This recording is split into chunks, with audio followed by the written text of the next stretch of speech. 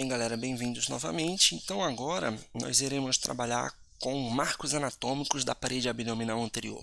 Vamos ter uma pegada um pouco mais de anatomia de superfície por enquanto, para depois a gente entrar mesmo nos principais focos, nos principais pontos dessa aula, certo? Então, esses marcos anatômicos eles são importantes para vocês identificarem, para vocês fazerem exame clínico, para vocês realizarem locais de incisões, para laparotomias, né? Ou seja, o acesso à cavidade abdominal, E aí, como vocês estão vendo, a figurinha aqui ela mostra alguns pontos. Esses pontos estão numerados e eu irei colocar agora o que cada um representa. O número 1, acho que ele é muito intuitivo. O número 1, processo tifoide, certo? O processo tifoide lembra o osso externo, né, forma a caixa torácica e a sua ponta é chamada de processo tifoide. Nos livros de clínica chamam de apêndice tifoide, mas na anatomia a gente chama de processo tifoide, beleza? Número 2, o que representa o número 2? Também bem intuitivo, é fácil identificar, são as margens costais, certo? Lembra que a margem costal, gente, é a união das cartilagens costais das costelas falsas, certo? Então vai unindo as costelas falsas e vão formando essa margem costal. O número 3 é a ponta da nona cartilagem costal, certo? Então, ponto 3 é esse ápice da nona cartilagem costal. E aí, por que é importante? Porque a partir dela vai sair uma linha que daqui a pouquinho a gente vai falar que vai representar a borda lateral do músculo reto abdominal, tá bom? Mas vamos seguindo a sequência. O número 4, o que se representa o número 4? No livro está chamando inscrições tendíneas, mas lá na anatomia mesmo, né, nos livros de anatomia, a gente chama de inserções tendíneas. O que é isso? Se vocês lembrarem, o músculo reto abdominal ele vai possuir vários ventres musculares. Bruno, o que é ventre muscular? As porções vermelhas, certo?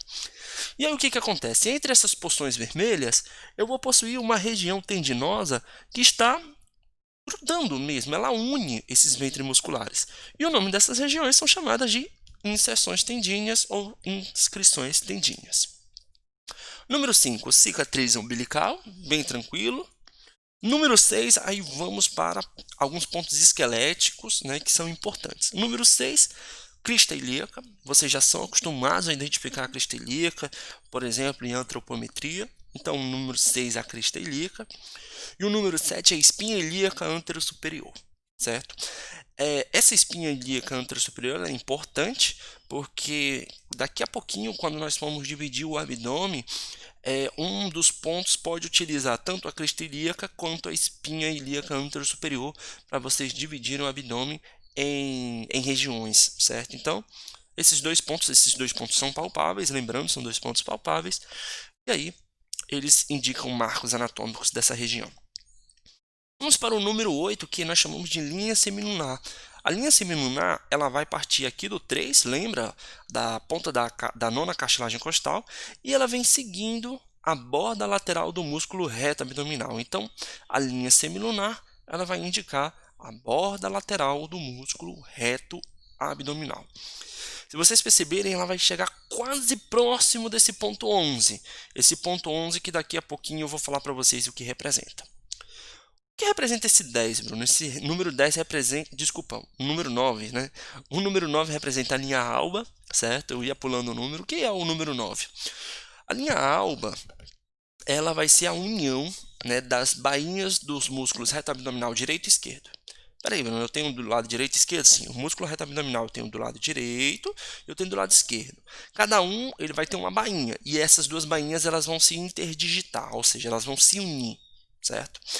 E essa união vai formar o que nós chamamos de linha alba, certo?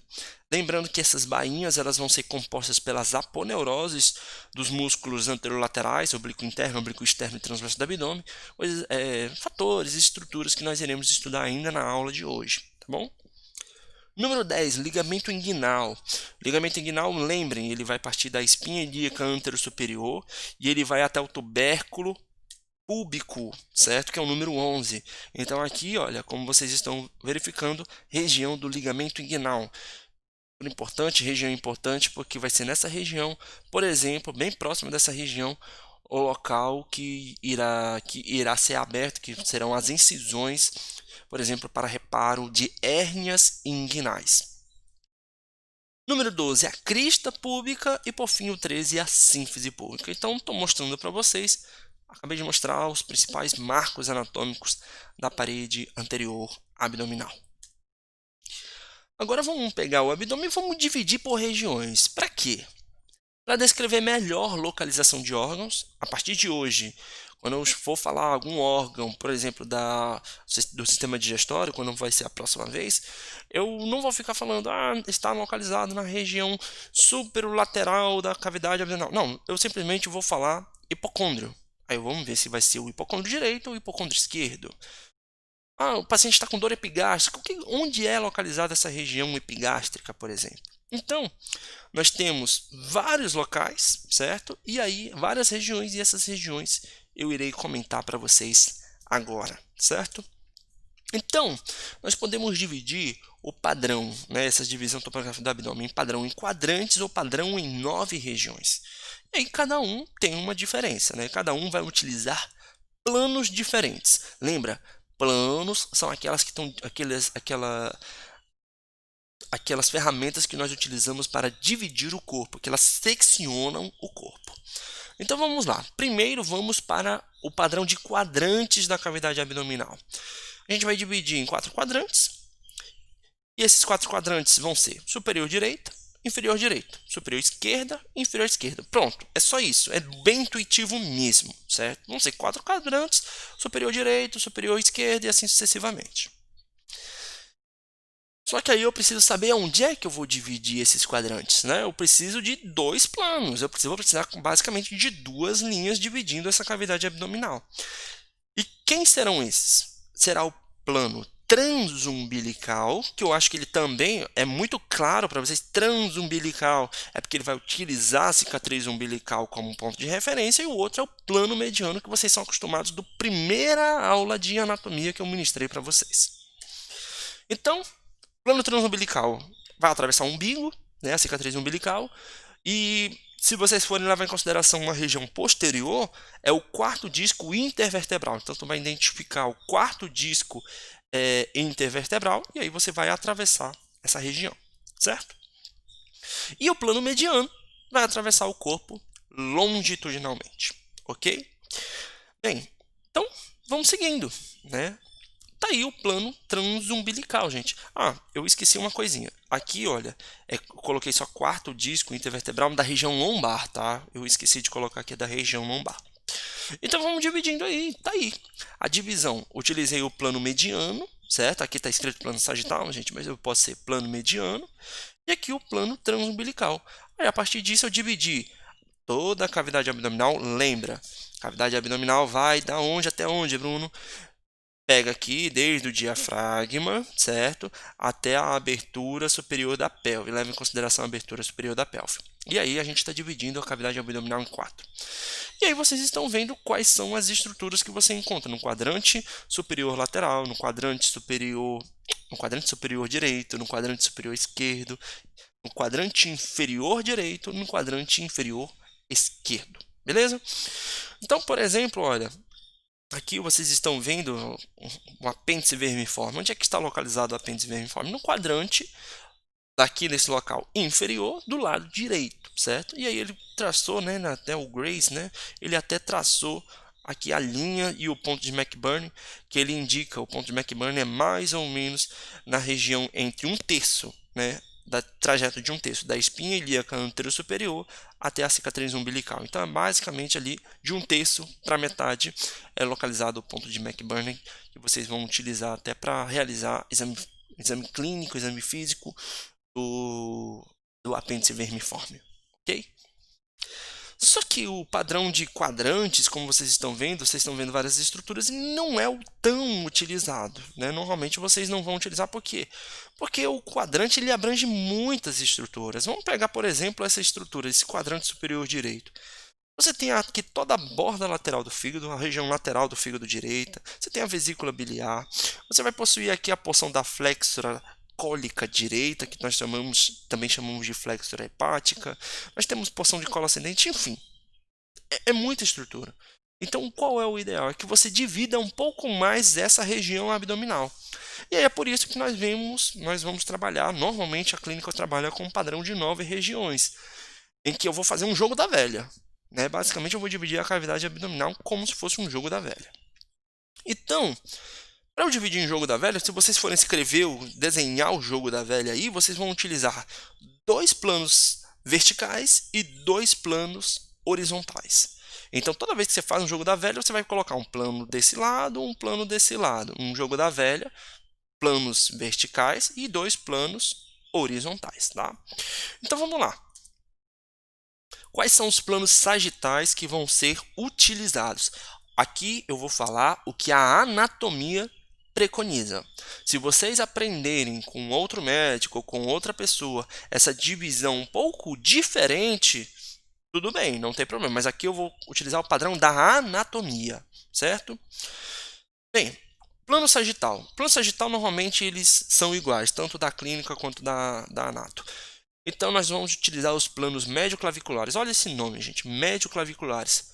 Você vai utilizar, pegar a clavícula e vai partir um plano do ponto médio dela. É bem simples. Para você traçar o plano médio-clavicular, né, vai ter algumas coisas, né, que daqui a pouquinho eu vou falar. E os planos transversais, a gente vai utilizar normalmente o plano subcostal, certo? E também o plano intertubercular. Aí é que vem o ponto. Na anatomia, normalmente o pessoal da clínica na anatomia utiliza o médio clavicular e o subcostal, porque eles são facilmente identificáveis. Agora, esse outro plano inferior aqui, às vezes o pessoal da clínica, quando vocês forem dividir o abdômen, eles não vão utilizar. Só que assim, você utilizar esse plano, você divide cada região das 9 regiões de uma forma mais equivalente. Você pode utilizar outros? Pode, mas aí essa divisão não será tão equivalente, não será tão igual quadro a quadrante. Eu vou mostrar para vocês daqui a pouquinho que eu estou querendo comentar para vocês. Então vamos lá. Como é que vai ser o plano médio clavicular? Ele vai sair do ponto médio das clavículas até o ponto médio inguinal. Então, ponto médio da clavícula até o ponto médio inguinal. Como é o ponto médio da clavícula? Cerca de 9 centímetros da linha mediana. Então, tu vai pegar a linha mediana, segue a clavícula 9 centímetros e aí vai ser o ponto médio da clavícula, certo? Aproximadamente 9 centímetros da linha mediana. E o ponto médio inguinal é o seguinte, olha. Os pontos médios das linhas que vão unir a espinha ilíaca anterosuperior aos tubérculos púbicos. Então, tu vai traçar uma linha entre a espinha ilíaca anterosuperior e o tubérculo púbico, ou seja, vai seguir o ligamento inguinal. O ponto médio do ligamento inguinal, aí você vai traçar uma reta. Então, tu vai ligar o ponto médio da clavícula até o ponto médio do ligamento inguinal e pronto, você traçou o plano médio clavicular. Repetindo, ponto médio da clavícula, aproximadamente 9 centímetros da linha mediana, até o ponto médio do ligamento inguinal. Onde é que é o ligamento inguinal, Bruno? Espinha ilíaca anterosuperior até tubérculo púbico. Ponto médio dele, você traça a reta, você fez os 2 planos médio-claviculares, do lado direito e do lado esquerdo. Vamos para o plano subcostal. O plano subcostal ele vai atravessar a margem inferior da 10ª cartilagem costal de cada lado. Então, se você estiver na frente, você vai colocar o ponto mais inferior, né, da 10ª cartilagem costal, o ponto mais inferior mesmo, gente, da caixa torácica, dessa margem costal. Então, vai traçar um plano transversal entre um e outro. Isso se o paciente estiver de frente. Se o paciente estiver de dorso, né, de costas para você, basicamente ele vai passar posteriormente a vértebra L3. Então, tu vai ter que identificar a vértebra L3 e vai ter que traçar um plano a partir dela. O plano intertubercular, gente, ele é um pouquinho complicado. Por quê? Porque esse plano, os acidentes não são tão palpáveis, né? Basicamente, eles vão atravessar os tubérculos ilíacos, certo? Bruno, eu não sei desse tubérculo ilíaco. Ele fica bem próximo, ele fica um pouquinho inferior à crista ilíaca e ele fica posterior à espinha ilíaca anterosuperior, certo? Então, é um plano que ele não é tão palpável. É por isso que, às vezes, alguns médicos não utilizam.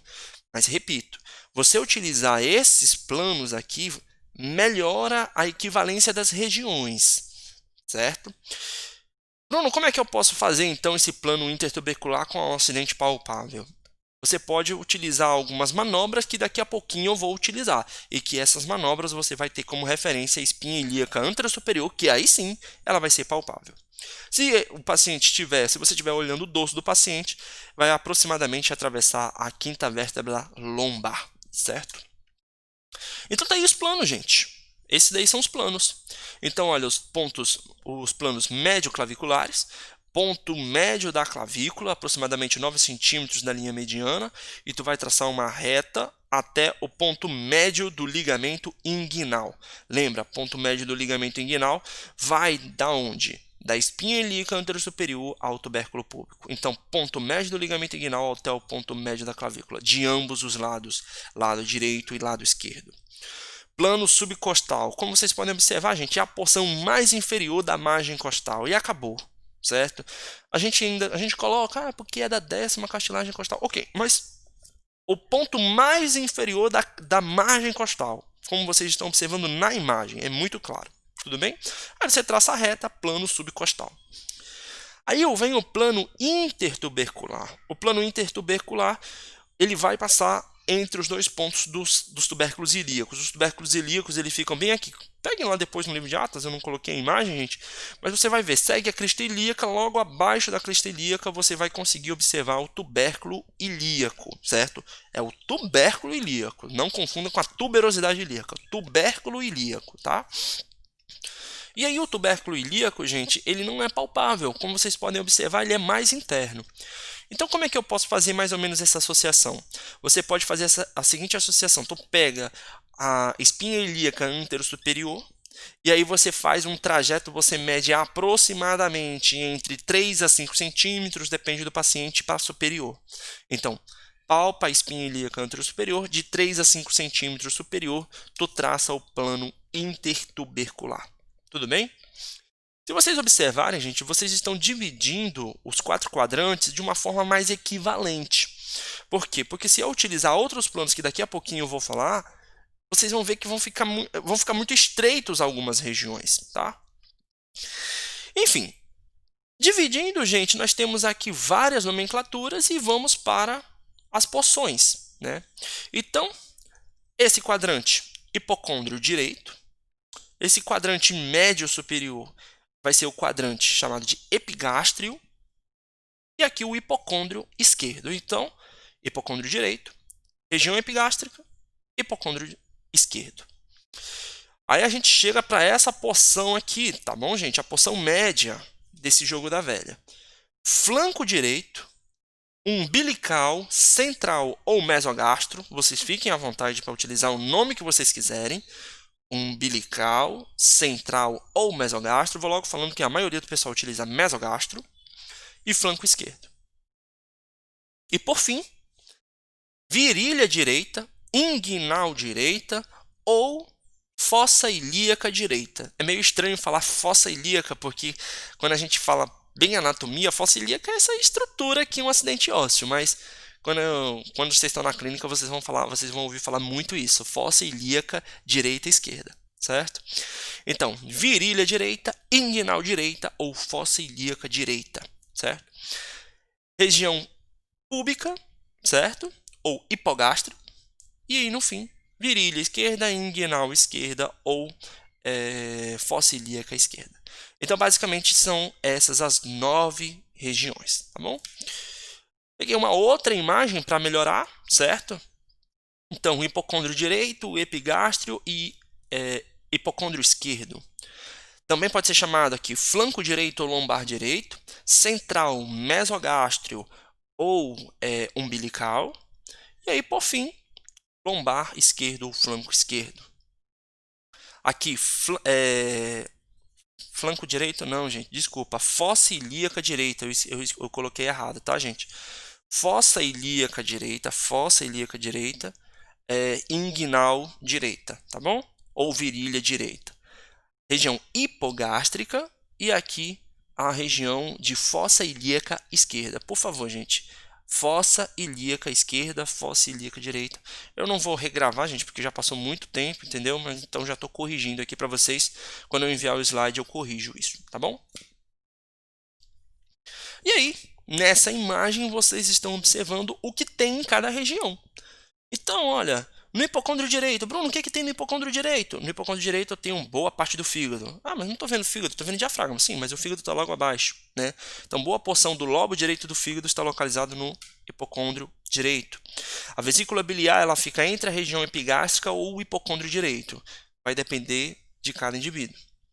Na região epigástrica também eu vou encontrar aqui, olha, boa parte do estômago, a região pilórica do estômago. Tudo isso a gente vai estudar lá no sistema digestório. Eu acho que vocês estão entendendo porque é interessante você estudar abdômen primeiro antes de sistema digestório, porque ele vai te dar uma noção bem melhor. Hipocôndrio esquerdo, por exemplo, não está aparecendo, mas tem o baço. O baço fica localizado no hipocôndrio esquerdo, tá bom?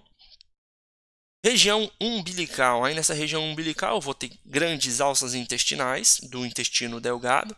Flanco direito e a virilha direita vão estar associados aqui tanto a região do colo ascendente, também o apêndice vermiforme ele pode ficar na fossa ilíaca direita, ou então ele também pode ficar aqui na região púbica, certo? Ele pode estar localizado aqui no mesogastro. Apêndice vermiforme, tem muitas variações anatômicas. E aí, mesma coisa, olha, virilha, flanco, a fossa ilíaca esquerda, aqui na região da fossa ilíaca esquerda, por exemplo, eu tenho a região de colo sigmoide. Tudo isso, gente, a gente vai estudar com mais calma.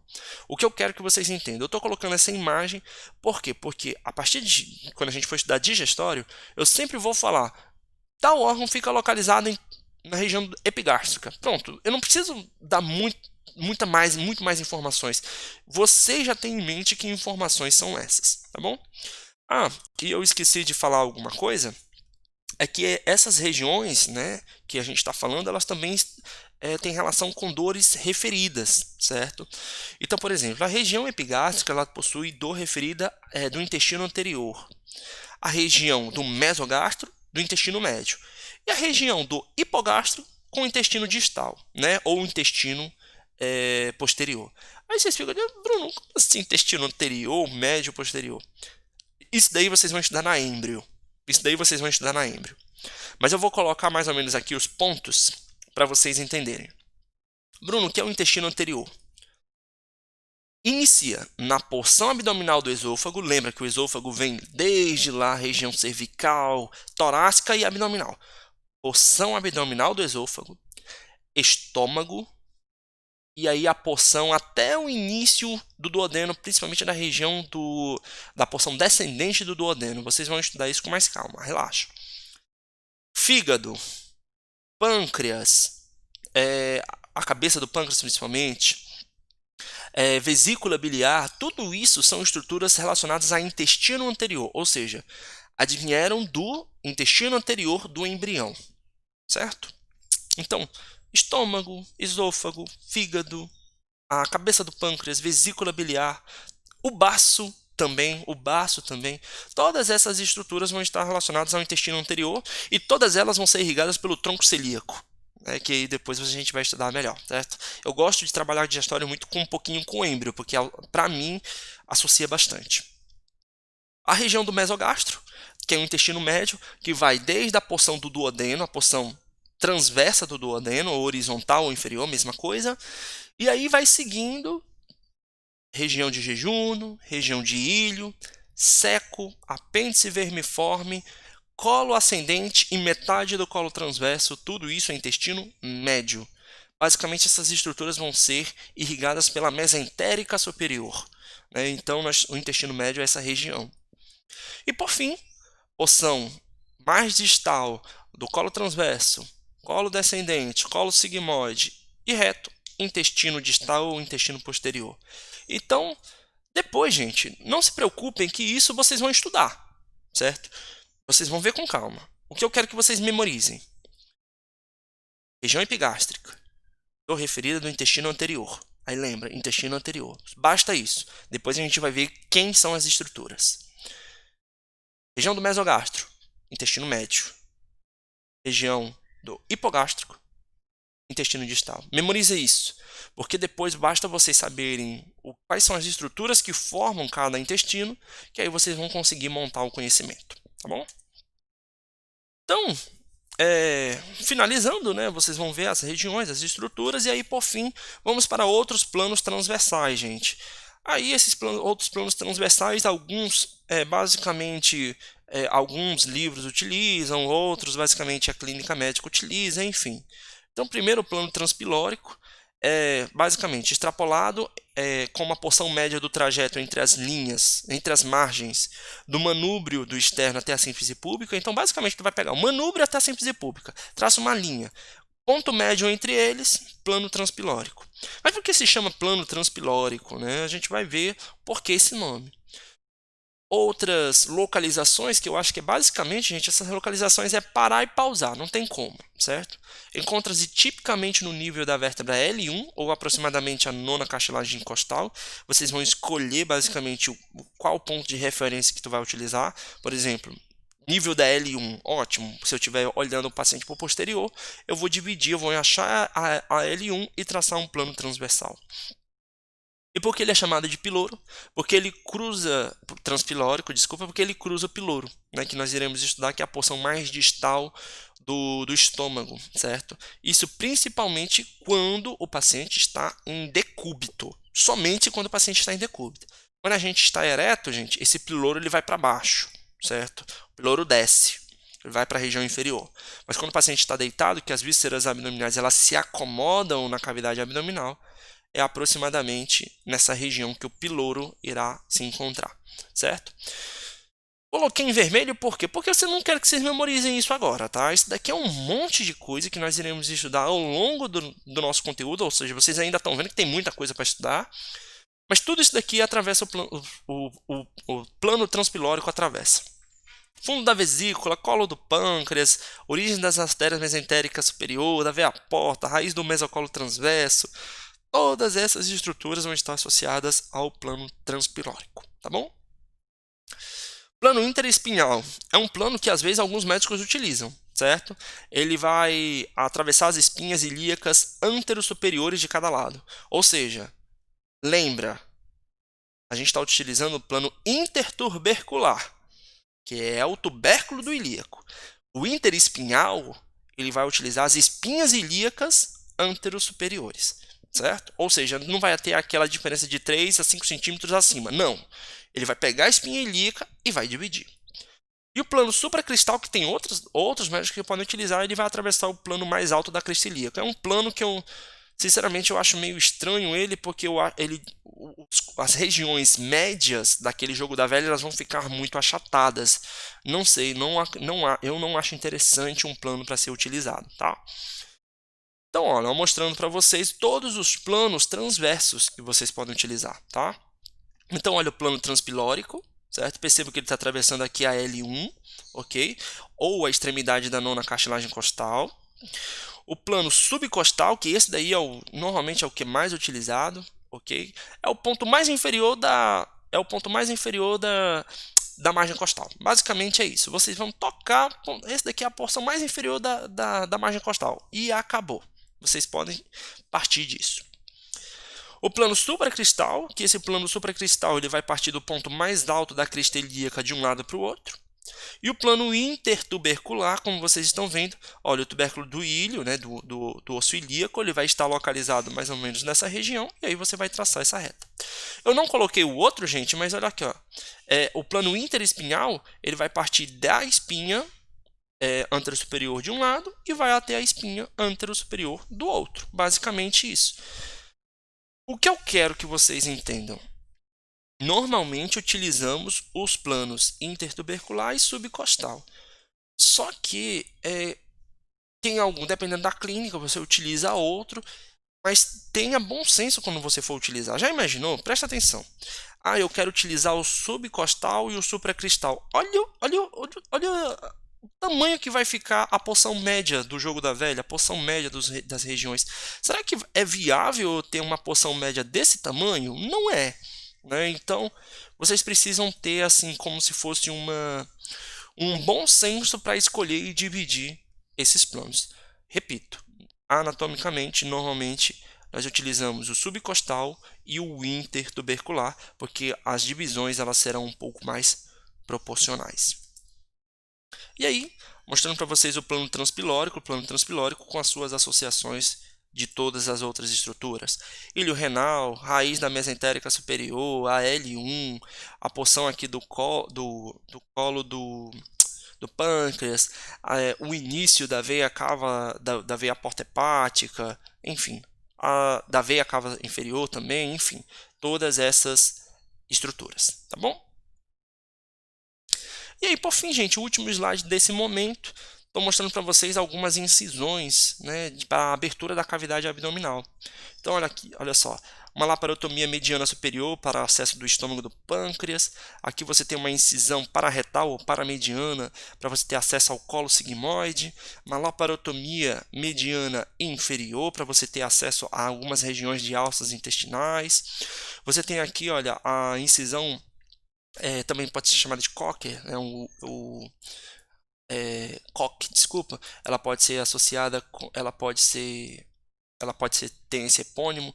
É a incisão da marginal do arco costal do lado direito, isso somente no lado direito, tá? Para quê? Para você ter acesso principalmente a vias biliares. Então, para retirada de cálculos, por exemplo, né, das vias biliares. Laparotomia mediana, né? E aí você pode ter toda uma laparotomia geral, vocês podem realizar. Incisão alternativa, né, para o apêndice vermiforme, que também pode ser chamada de incisão de McBurney. Essa incisão de McBurney, normalmente ela está entrando um pouco em desuso, porque às vezes, por exemplo, todas as pessoas que fazem esse tipo de incisão, às vezes, quando ela utiliza uma roupa de banho, alguma coisa, ela fica um pouco exposta, certo? Mas é uma alternativa. Incisão para canal inguinal e aqui a famosa funny steel, né? Para incisão de órgãos pélvicos, por exemplo, esterectomia, cesáreas e etc. Beleza? Bem, pessoal, então, no próximo momento, no próximo vídeo, a gente continua.